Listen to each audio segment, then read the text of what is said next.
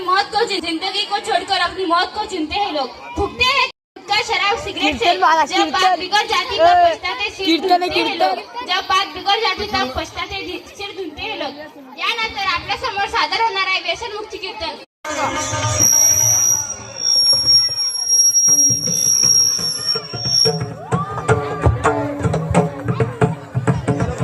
Hello, चालू झाला रे.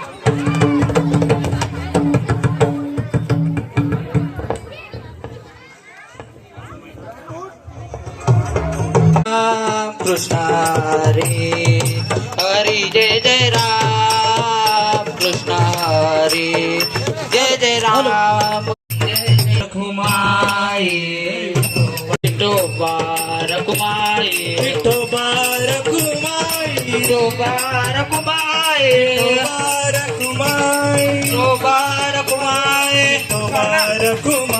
विठोबा रखुमाई विठोबा रखुमाई विठोबा रखुमाई त्यांच्या चरणी नमून आपला माता सांगतो आज या गावा माझी व्यसन मुक्तीची गाथा विठ्ठल विठ्ठल विठ्ठल विठ्ठल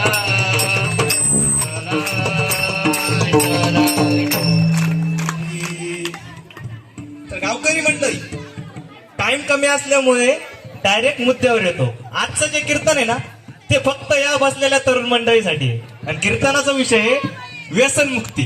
आता व्यसन हे आपल्या सगळ्यांना चांगलंच माहिती आहे. आपल्या गावातही काय व्यसन करणार आहे.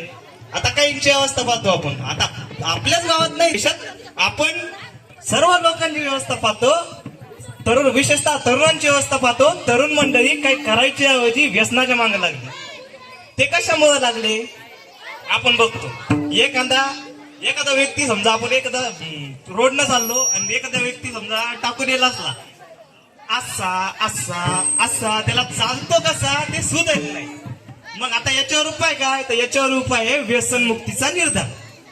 व्यसन मुक्तीचा निर्धार आज माझे वय आहे 6 वर्ष. मी वर्ग 10वी मध्ये शिकतो. मी काय एवढा मोठा महाराज नाही. माझ्यापेक्षा 18 वर्षाच्या वरील तरुणांना जास्त अनुभव आहे. त्यामुळे मी आता निर्धार केलेला आहे की मी व्यसन जीवनात कधीच करणार नाही. त्यामुळे तुम्ही आजचा गजानन महाराजांचा गुरुवार आहे. त्यामुळे आज तुम्ही व्यसन मुक्ती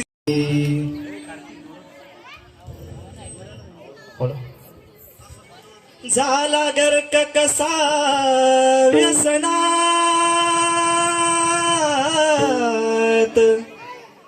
गर्क कसा व्यसनात उठ रे उठ तरुणा देहा उठ रे उठ तरुणा देहा उठ रे करुणा देहा झाला गर्क कसा व्यसनात गर्क कसा व्यसनात उठ रे उठ तरुणा देहा उठ रे उठ तरुणा देहा उठ रे उठ तरुणा देहा प्राणाविन जणू देह दिसावा महाली जणू कधी दीप नसावा प्राणाविन जणू देह दिसावा महाली जणू कधी दीप नसावा असेच झाले तुझं विन जग हे असेच झाले तुझं विन जग हे हर्ष नसे कोणात हर्ष नसे कोणात उठ रे उठ तरुणा देहा उठ रे उठ तरुणा देहा हरे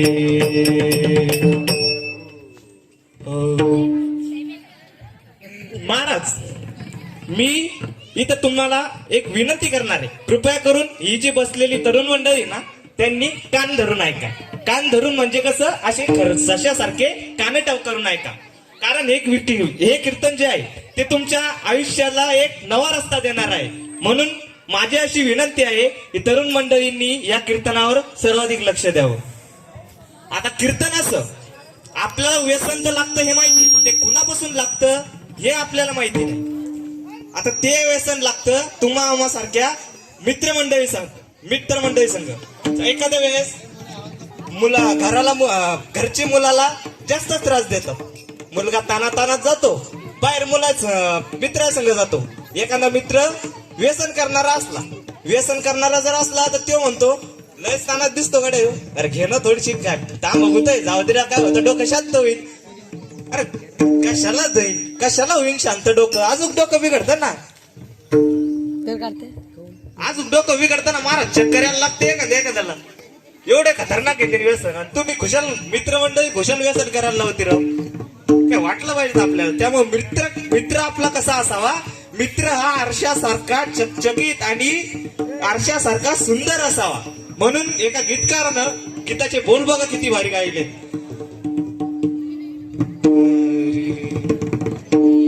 दुःखाडवायला उंबरासारखा, दुःखाडवायला उंबरासारखा, दुःखाडवायला उंबऱ्यासारखा, दुःखाडवायला उंबऱ्यासारखा, मित्र बनव्यामध्ये गारव्यासारखा, मित्र बनव्यामध्ये गारव्यासारखा. मित्र हा आरशासारखा चकाचक असावा.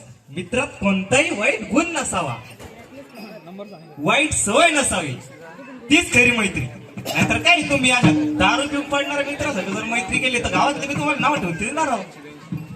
जाऊ विषय दूरचा आहे.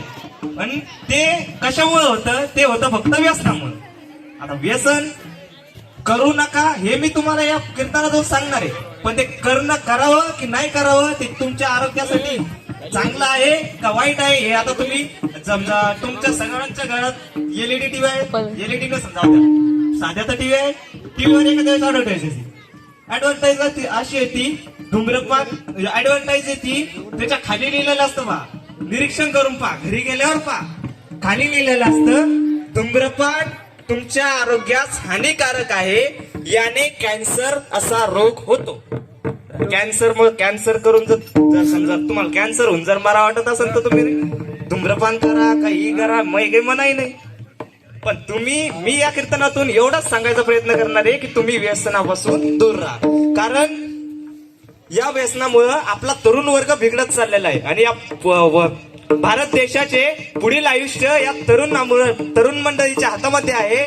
म्हणून राष्ट्रसंत तुकडोजी महाराज अभंगाच्या माध्यमातून सांगतात, झाला गर्क कसा व्यसनात,